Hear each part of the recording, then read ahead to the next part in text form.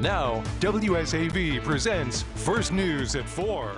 Good evening, I'm Tina Shaw. And I'm Edward Moody. Thank you for joining us. The lead at 4, Savannah police investigating an apparent murder-suicide involving 2 former 9 Line Apparel employees. Police say a man shot and killed a woman in a hotel parking lot near the Savannah Hilton Head International Airport before taking his own life.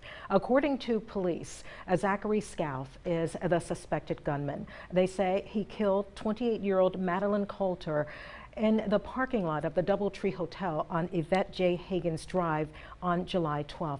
WSAV News 3 has learned that Scalf then drove to 9 Line and shot and killed himself in the parking lot. No word tonight on a motive. In a statement released today to News 3, 9 Line CEO Tyler Merritt says in part, quote, "While we struggle to understand and search for answers for what led to these awful events that cut these lives short, our hearts and prayers go out to their families." Well, a tense encounter between a distressed person and police ends safely. A local mental health counselor is grateful his patient walked away unharmed and is now getting the help they need. WSAV News 3's Brian Ray is joining us now. Brian, tell us what led up to the patient pulling a BB gun at officers. Well, Edward and Tina, the director of American Work LLC, a clinic here in Savannah, says he called 911 for a patient to get transported to a psychiatric facility after describing manic and concerning behavior. He says when officers arrived, the patient became agitated and pointed a BB gun. Abdul El Amin has been a licensed counselor in Savannah for 40 years and has seen situations like this in the past, he says, but not to this extent. El Amin recalls as many as 20 officers arriving on the scene. He says eventually police were able to de-escalate the situation using tasers and stun guns, and that patient is now in a facility getting treatment. I was very impressed that they did not shoot this man, and I'm glad that we were able to get out. He was able to get out this situation alive, because it could have gone a lot worse. This particular time, the system worked.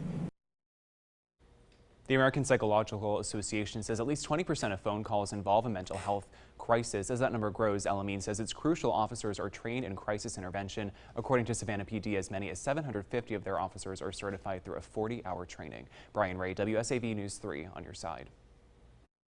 Now, WSAV News 3 on your side weather with Storm Team 3 Viper Radar. Powered by the Dozier Law Firm.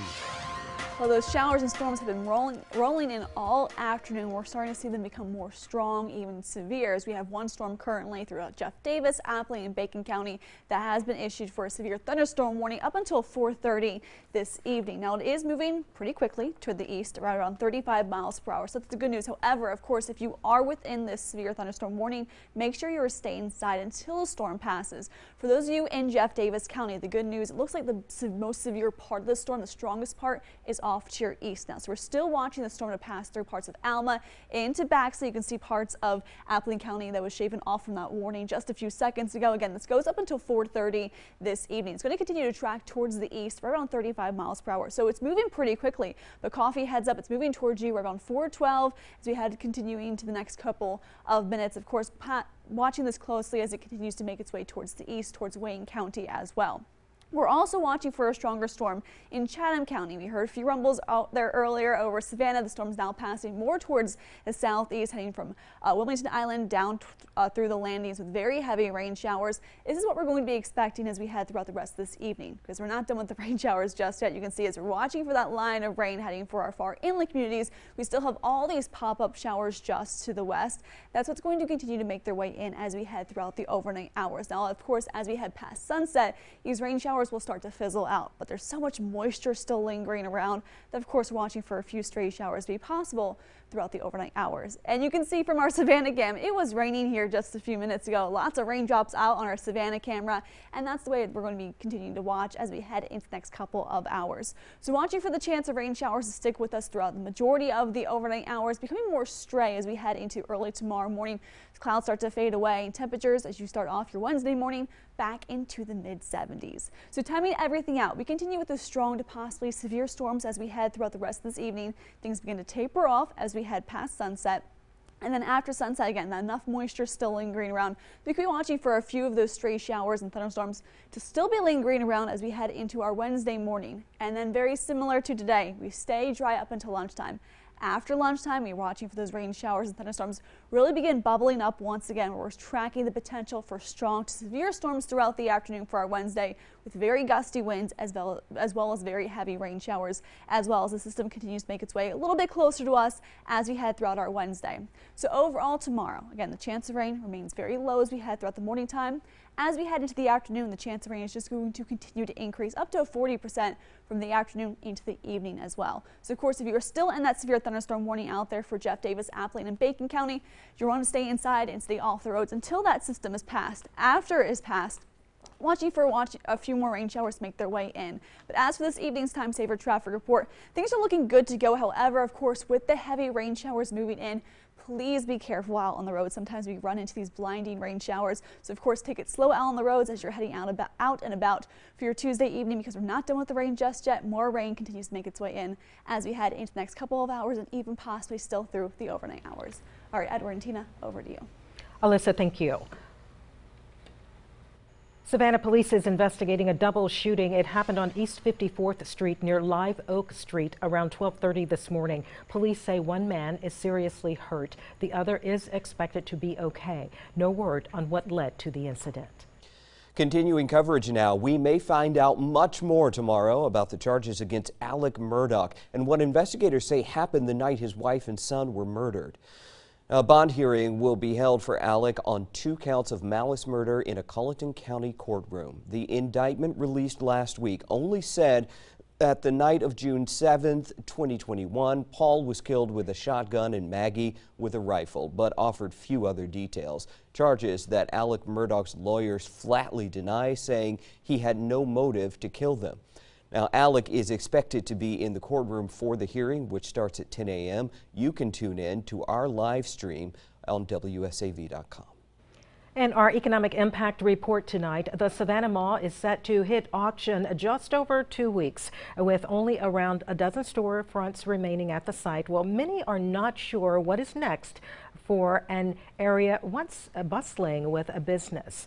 So we did speak to several business owners, and they tell us that they were not even made aware of the mall's impending sale. They say the mall has been neglected by management for quite some time now. Mounting issues with the building include an air conditioning system that does not work, multiple broken escalators, ceiling leaks, and even several power outages over recent months.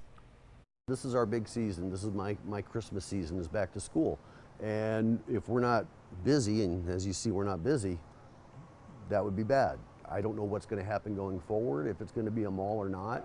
We're just kind of up in the air trying to figure out where to go, should we have to leave, and are we going to have to leave? The mall is listed by the online real estate platform 10X. The auction will take place from August 8th to 11th. Bidding starts at $2.5 million. Americans are dealing with a tough economy as prices continue to rise. The Biden administration promises a plan that will address the necessary areas and help the country get back to normal. Basil John is following that story from our Washington newsroom. Whether you're at the gas pump or the grocery store, prices are high. But the Biden administration says things are starting to look up. The Biden administration and the president are focused on bringing gas prices down to combat inflation. Inflation is unacceptably high. On CNN's State of the Union, White House economic advisor Jared Bernstein said gas prices have gone down 50 cents a gallon since the last inflation report. That's about the fastest decline in about a decade. It is still way too elevated. And Bernstein believes the price tag on gas will continue to decline. But I think it's very likely that gas prices continue to track down, say, for the rest of this month. On ABC's This Week, Vermont Senator Bernie Sanders said the government should do more to prioritize everyday Americans and not big oil companies. I happen to believe that we've got to tell the oil companies to stop ripping off the American people, and if they don't, we should impose a windfall profits tax on them. People are getting their cars repossessed. People have to go to food banks. I mean, this gas prices, food prices, American public are frustrated. But Florida Republican Senator Rick Scott told Fox News Sunday the president and Democrats are out of touch and should follow Scott's plan. We have to balance the budget. This is caused by reckless spending. We've got to, I mean, every proposal the Democrats have is spend your money. Scott expects the economy to get worse if the Biden administration continues what it's doing. Reporting in Washington, I'm Basil John. In our Low Country report, a community is banding together to help a man they call a local legend and a friend. As WSAV News 3's Andrew Davis tells us, their support is bringing his wife hope. On many a Friday or Saturday night, this deck behind me would be packed with people here at the Sumner House. Friends, neighbors, anyone from the All-Joy area looking to just have a good time. But right now, they're all looking for a miracle, a little bit of help, something, as Wally sits in the hospital. Walter Sumner, or Wally as he was known to many in the Bluffton and All-Joy area, was a handyman, always quick to help fix something, tell a joke, or have an impromptu party. But 2 months ago, he felt some pain, and as he was walking into the hospital, suffered what's being called a spinal stroke. He's been paralyzed from the neck down since, and while he has shown some signs of recovery, his wife Diane says it's been hard on her, the family's pet pig Lila, and the entire community, some of whom they've been friends with for close to 40 years. It's been toughest on Diane, who lost her job just days after the emergency and has driven to Savannah every day since. She just misses the man she calls her best friend. I have hope. I'm praying for a miracle. I have faith that he's going to be all right because he's a strong man. And he was with me through breast cancer the whole time, so I'm going to be with him. Those friends and neighbors want to do their part to help Wally and Diane, and you can too. There's a cornhole tournament this weekend over at Cheap Seats, and a GoFundMe has been started as well for Wally's rehab and the retrofitting of his house. If you would like to help, you can go to our website, wsav.com/Wally. Andrew Davis, WSAV News 3, on your side. Well, we're certainly hoping that Wally will pull through and very soon. Love that Diane is holding on to her faith. All right. Still to come, people are sounding the alarm on a scam that's already cost one company thousands. How scammers are using job applicants to make money off unsuspecting employers. You're watching WSAV First News at 4. We'll be right back.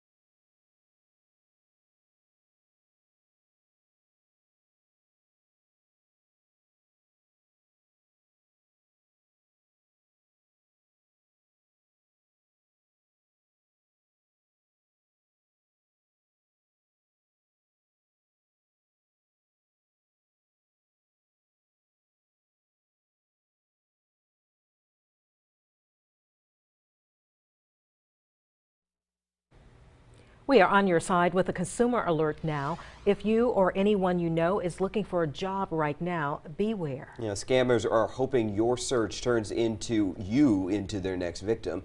Diane Lee looked into a recent scam involving bogus checks, a real company, and some job searches gone wrong. When Janice Pearson gets her mail, it's usually just a few small letters. But the other week, this came to her North Carolina address. And I'm like, well, who's sending me something? You know, I don't know nobody gonna send me anything. Priority mail. Inside was a $2,000 check that came with instructions to verify it was received, deposit the check, and wait for more job details. When she Googled the company name on the check, Bannon Electric, and realized the family-owned business out of Illinois was legitimate, she felt compelled to warn them. It was just something that was in my heart to do this for this company. To let them know. To let them know something's going on. Were any checks cashed? There are some that have gotten through the account, probably at least 8 so far. Christine Humphreys, the owner of Bannon Electric, estimates the scammers have stolen about $20,000 so far. She's working with her bank to shut down the account, but has to wait for payroll to clear. I'm very frustrated that I'm working 60 hours a week trying to make a living and someone's, taking advantage of that. Pearson was equally upset. I was really mad because they're taking somebody else's money in a scam. And she couldn't help but wonder, why did they target her? I learned what Pearson had in common with many other scam targets who also got sent checks in the mail is that she had been searching for a job online. She was redirected off Indeed.com to what she thought was a company site, asking her to fill out an application. It's asking for your age, for your annual income, who lives with you. Does it ask for your address? It'll ask for your address, email, and your phone number. And you think that that was all for the job application? Right. But it wasn't. It's not. It's a similar story with Phil Collins in Florida, who got a job offer by email to be a part-time driver, responded, and got a check for $4,900, also from Bannon Electric. So you sensed when you got the check that it was a scam? Oh, I sensed it when I got the email. So why did you give them personal information then, if you sensed it then? My son reprimanded me. The job scam may look slightly different for each target. A bogus Whole Foods job offer as a survey analyst, a video editor with a check for $18,000, supposedly to pay for equipment. But all of the instructions tell you to keep a few hundred for your salary and send the rest to a company contractor of sorts, which in effect launders the money. Collins and Pearson were among 15 people who contacted Bannon to warn the company. Very thankful that there are good, honest people left in the world. Humphreys was able to alert her bank, so fraud protection insurance is footing the bill. As for Pearson, she's still looking for work, but wants to come by it honestly. If I didn't earn it, it's not mine. The FBI warns scammers advertise jobs on job sites like college employment sites and social media. To protect yourself, don't put your address on your resume. When a job site redirects you, go instead right to the company's site, and beware of online-only interviews. In our health report, Dr. Anthony Fauci expects to step down from his current role by the end of President Joe Biden's first term in January 2025. The 81-year-old Fauci tells NBC News, quote, "Sometime between now and then, I very likely will step down and move on to the next phase in my professional career, whatever that may be." Today at the Future of Healthcare Summit in Washington, Fauci commented on the continuing fight against COVID-19 and what he thinks will be written about the country's response to the pandemic in the years to come. Historically, when people start writing the history of this, there'll be the scientific history and there'll be the public health history. And unfortunately, the public health history has been severely marred by the political divisiveness in this country. Dr. Fauci has been the director of the National Institute of Allergy and Infectious Diseases since 1984 and has served as President Biden's chief medical advisor since January 2021. Still ahead, it is time to stop the bus for local students. That is right. We are checking in with Kim Gusby, who has been live out at that Montgomery Crossroad Walmart where the bus is being stuffed, but it could use more. We'll tell you how you can help students succeed. You're watching WSAV First News at 4.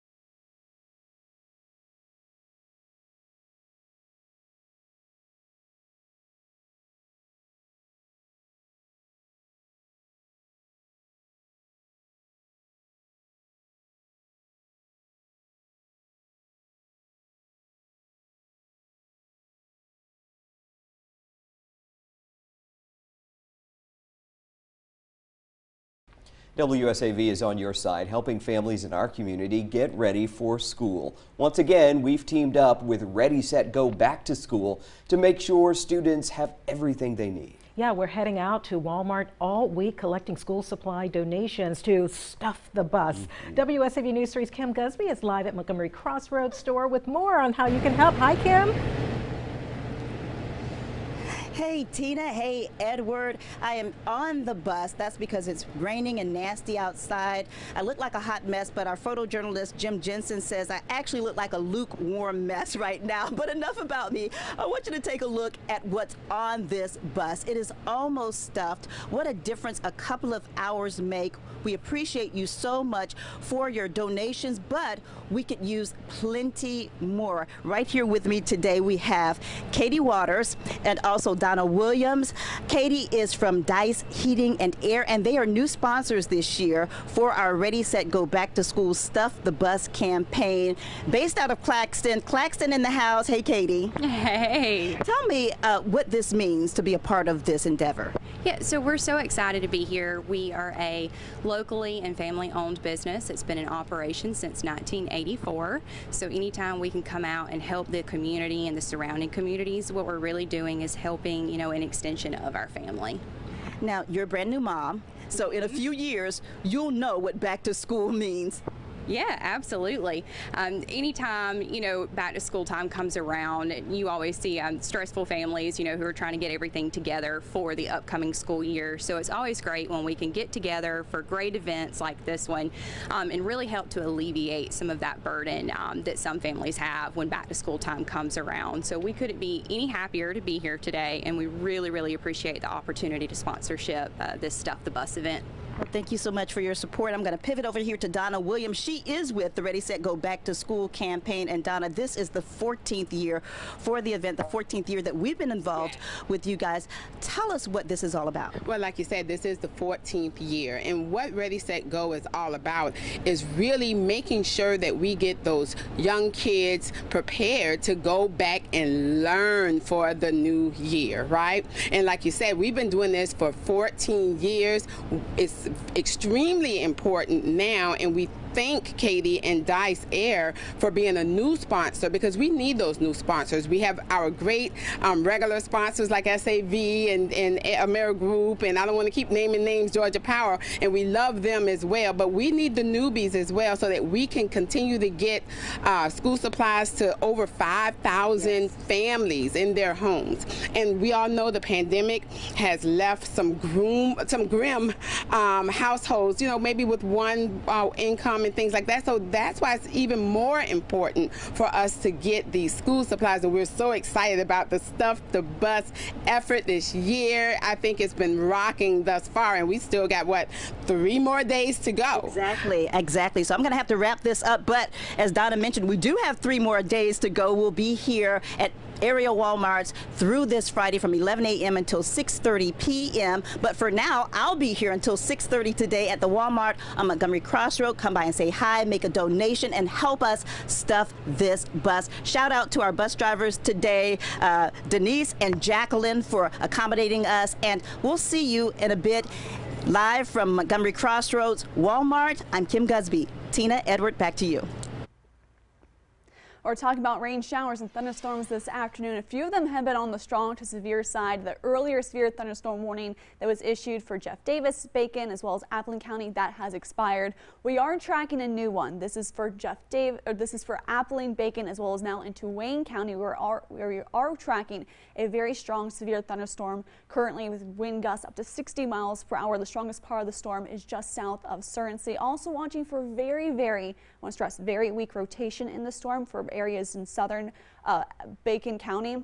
As it heads into Wayne County, we're watching that very closely, but of course right now it is on the weaker side. In fact, our rotation tracker really not showing too much. A little bit of rotation just to the east of Rich, but that's all we're going to be tracking currently. Things right now, we're looking at just very strong wind gusts up to 60 miles per hour. So of course, if you are in that severe thunderstorm warning, make sure you are staying inside, staying away from windows, making sure you're getting to the lowest part of your home, inside, away from windows. It's something you're going to want to do until that system continues to make its way out. And of course, that goes up until 5 o'clock later on this evening. All right, Edward and Tina, over to you.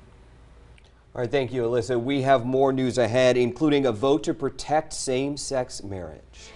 Why Congress is trying to codify it into federal law. Stay with us. WSAV First News at 4 continues after the break.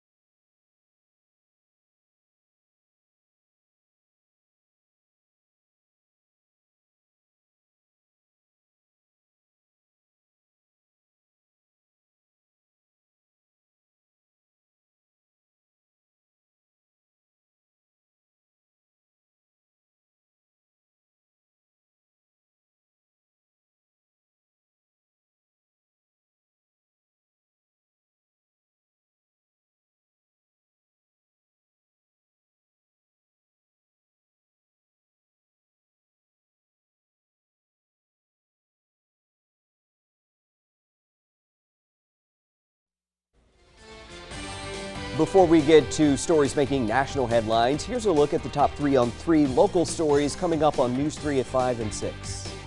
I'm Brian Ray. Tonight, the director of a local mental health clinic is grateful an encounter with a distressed patient and police ended safely. Coming up on WSAV, he walks us through what happened and why he says mental health training is crucial for officers. With the Savannah Mall set to hit auction in just over 2 weeks, the remaining businesses that call the mall home are left scrambling in a world of uncertainty.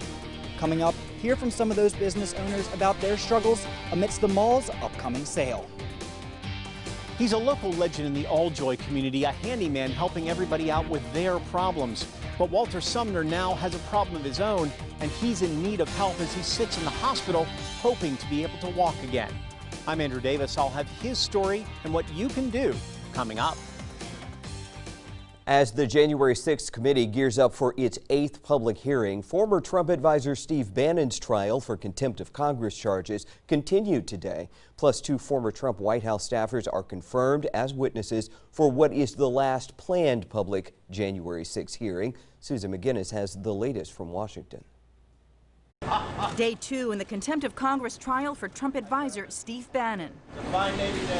Bannon widely expected to be convicted for refusing a subpoena to testify before the January 6th committee. Bannon doesn't have much of a case. The evidence of guilt is pretty strong. Meanwhile, the committee's Thursday hearing is on as planned despite Chairman Benny Thompson testing positive for COVID. The panel will not receive an expected trove of text messages from the Secret Service from January 5th and 6th.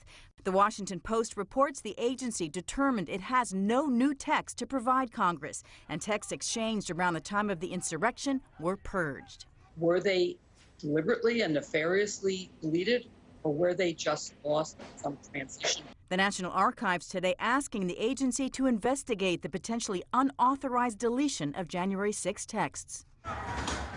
Thursday's hearing expected to focus on 3+ hours of the Capitol attack, during which the committee says Donald Trump did little. 2 West Wing staffers will help narrate the 187 minutes, including Sarah Matthews, former White House Deputy Press Secretary, and Trump Deputy National Security Advisor Matthew Pottinger, who spoke to the committee about Trump's tweet saying Vice President Pence didn't have courage. I read that tweet and made a decision at that moment to resign. The committee hoping to lay out what it calls Trump's dereliction of duty January 6th. In Washington, Susan McGinnis, NBC News. In a move triggered by concerns over the Supreme Court's Roe v. Wade decision, the U.S. House plans to vote today to codify same-sex marriage into law. Now, the Democratic-controlled chamber is set to vote on the Respect for Marriage Act. It would establish legal protections for marriage between same-sex couples nationwide. The measure is expected to pass in the House, but it's unclear if it can get through the Senate. And the House is also poised to vote later in the week on the Right to Contraception Act, a bill that would protect access to birth control. Well, day 2 of the death penalty trial in the Parkland school shooting case brought testimony from 3 student survivors from Marjorie Stoneman Douglas High School. This is the penalty trial, for the Parkland school shooter Nicholas Cruz, who shot and killed 17 people and wounded 17 others 4 years ago. The now 23-year-old pleaded guilty last October to 17 counts of first-degree murder. Jurors must now decide whether he is sentenced to death or gets life in prison without parole. Well, this evening we are tracking strong to severe storms. Like currently, we still have a severe thunderstorm warning out there for Jeff Davis, Bacon, Abilene, as well as Wayne County. Jeff Davis, you were in one earlier today. You have been dropped from any warnings. We're currently watching a very strong system make its way out of Abilene County, heading towards Jeff Davis County into Wayne County with very, very heavy rain. The strongest part of the storm moving in between Odom as well as into Jessup. We're also earlier watching for a little bit of very weak rotation within the storm system. I have some good news. We the rotation has continued to fall apart. We are still watching for very heavy rain, of course, gusty winds up to 60 miles per hour within that severe storm as it continues to make its way into Wayne County, passing through Jessup. Also the possibility for at least some hail in this storm. We have a lot of lift in the atmosphere along with all that moisture, and that is why we're seeing so many rain showers and thunderstorms throughout the day today. And we are not done. We're still tracking rain showers on their way just to the west of our area, heading towards Macon, passing over I-75. We're going to continue with these rain showers throughout the next couple of hours. So coming up in the complete Storm Team 3 forecast, we'll talk about how these rain showers continue overnight, but we're stuck in the same pattern even as we head into the day tomorrow. Edward? All right, thank you, Alyssa. Well, the headaches continue for summer travelers now with a surge in cases of lost luggage. NBC's Tom Costello has more. The pictures tell the story. Lots of pictures of misplaced luggage piled up in airports around the world. Literally called everywhere. No one can tell me where it is. In Dublin, Amsterdam, London, Toronto, New York, Washington. Y'all, this is insane. One traveler tweeting, "I see London, I see Air France, but I don't see my underpants because they're in my suitcase that you left at Paris Charles de Gaulle Airport 11 days ago." So we were planning the dream Scottish wedding. On July 2nd, Katie Herman flew on Aer Lingus from Washington through Dublin to Glasgow for her wedding. Thankfully, she hand-carried her wedding dress. Her checked bag with all her other clothes never made it. I'm getting no updates. It's been over 2 weeks. The status of my online form has not changed, so I really have no clue where my bag is. The problem, airports and airlines, especially in Europe, don't have the staff to handle the surge in passengers or their bags. The situation's so critical in London, Delta Airlines flew a plane loaded with 1,000 bags to Detroit, no passengers. Meanwhile, in the U.S., volatile summer weather remains the biggest wild card. My flight to Denver last week had to abort a landing at the last minute due to dangerous wind shear. Forced to divert to Cheyenne, Wyoming, with more than a dozen other planes landing behind us. So the captain on our flight said this was the worst wind shear he has seen in 20 years coming into Denver, and he was literally fighting it as he came up, pulled the nose up, and diverted around Denver, forced to go to Cheyenne because, quite simply, we didn't have enough fuel to go anywhere else. I am truly sorry for all this, but safety is paramount here at United Airlines, and that's what we're going for. After refueling, we were too heavy to take off from Cheyenne, so all of the checked bags had to be bussed to Denver. The luggage advice from Travel Pros: avoid checking bags if you can. Travel with carry-ons. If you do check a bag, drop an Apple key tag or tracker inside so you can follow its whereabouts on your cell phone. Put IDs outside and inside your bag, and take photos of your luggage in case it's lost. Still ahead, your chance to help local students start off the school year with the supplies they need. We check in with Kim Gusby live at the Walmart on Montgomery Cross Road with our Stuff the Bus campaign.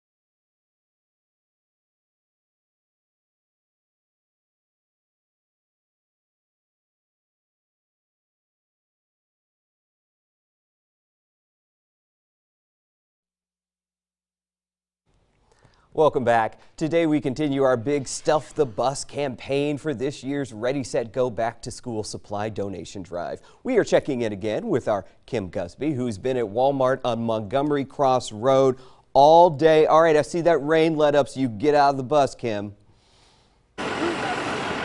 Yes, you know what, Edward, thank you so much. We are here live at the Montgomery Crossroad Walmart. The rain has stopped. Thank you so much, Alyssa Carsley, for helping out with this rain situation. I'm here with Donna Williams. She is with the Ready, Set, Go Back to School campaign, and we are asking you to make your donations to help us stuff this big bus behind us. We need school supplies, we need pencils, paper, pens, highlighters, index cards. And Donna, this is just a part of this effort because once we're done stuffing the bus, there's so much more work to be done. Yes, there's definitely so much more work to be done. Composition books as well, add that to your list. But once we are done stuffing the bus, then it's time to pack the school supplies. And again, we have some book bags this year as well as bags. So we always need volunteers. Volunteers can go online to our website, the readysetgoback2school.org website, or even our Facebook page. Send us a message, let us know you want to volunteer, and we'll get right back with you.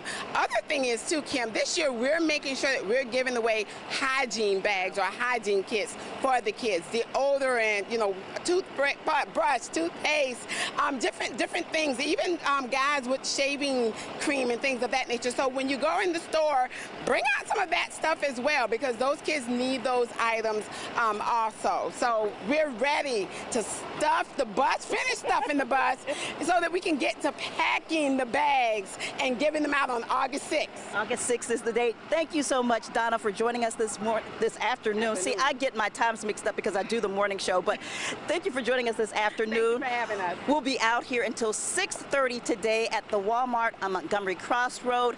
Alyssa Carsley, thank you so much for this nice weather right now. Hopefully it'll stay that way until we're done. Now, WSAV News 3 on your side weather with Storm Team 3 Viper Radar, powered by the Dozier Law Firm.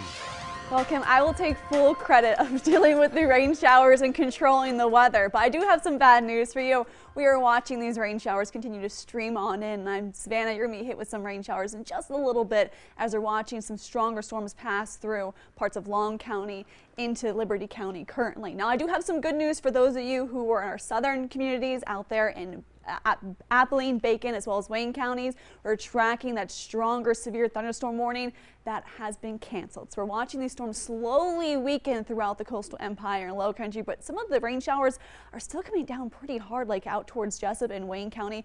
Very, very heavy rain currently. You can see all these pinks in the radar. Normally red says really heavy rain. Pinks say even harder rain is falling out there, even parts of Long County towards Ludowici, watching for these very heavy rain showers just to continue from those stronger storms that were issued with the severe thunderstorm warnings earlier today. Now, currently, no severe thunderstorm warnings have been issued, but we are currently watching for stronger storms to pass through the coastal empire and low country with gusty winds up to at least 40 miles per hour at times, as well as lightning and very heavy rain. Look at how much rain we've picked up in just the past 3 hours from just those stronger storms. Most places picking up 2.5 inches of rain, these little pockets of yellow out there towards Jessup, Alma, as well as Glenville. And we need the rain. We still have drought conditions throughout much of the coastal empire and low country. So any rain showers we do see today, definitely going to help. And we're not done with the rain. Even though we're heading closer to sunset this evening, watching for rain showers to slowly begin to fizzle out, we're not done with it. We're still watching these rain showers continue to make their way in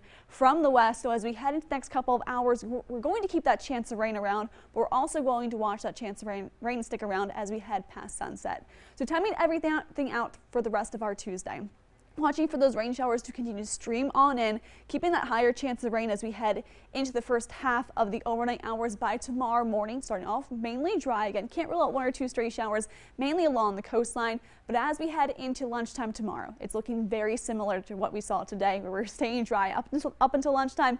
And then after lunchtime, those rain showers really begin to pop up, mainly along that sea breeze. But of course, watching for the potential for stronger storms out there tomorrow, as well as gusty winds and of course, very, very heavy rain. Just like we were seeing out there earlier today, and we're currently still seeing throughout parts of Long County heading towards Chatham County. As for tomorrow, watching for the temperatures to get back into the low to mid 90s out there. Of course, feel like temperatures before the rain set moved in.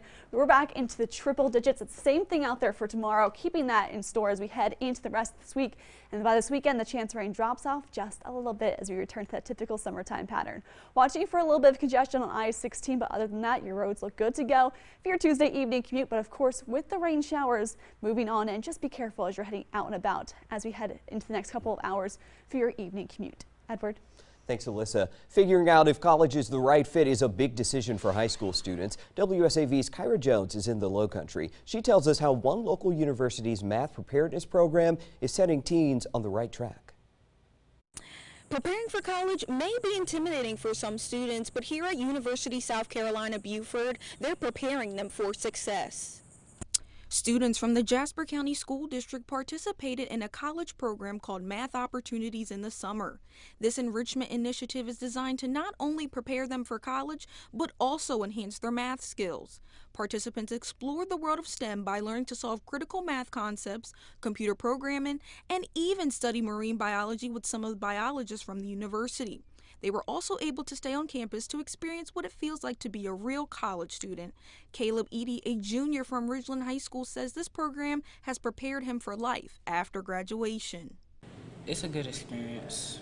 I will be coming back next year for it again, so that's something to look forward to.